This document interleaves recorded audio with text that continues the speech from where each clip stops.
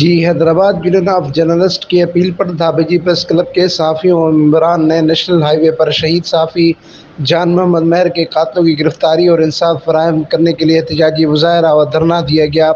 इस मौके पर खिताब करते हुए मकसूद अहमद जोकियो, अमीन फारूकी और उमर नायब ने मीडिया से गुफ्तगू करते हुए कहा कि सिंध में आए रोज़ सहाफ़ी सच और हक़ लिखने के जुर्म में 62 लोग के हाथों बेगुनाह शहीद कर दिए जाते हैं।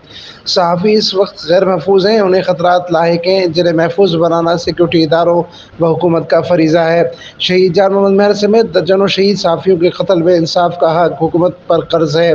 निगरान हुकूमत फौरी शहीद सहाफ़ियों के कातलों समेत दीगर शहीद सहाफ़ियों को इंसाफ फराहम करे। दीगर सूरत वसी पैमाने पर एहतजाज व धरने दिए जाएंगे। अमीन फारूकी, फायर स्टोर न्यूज़, ठट्टा सिंध।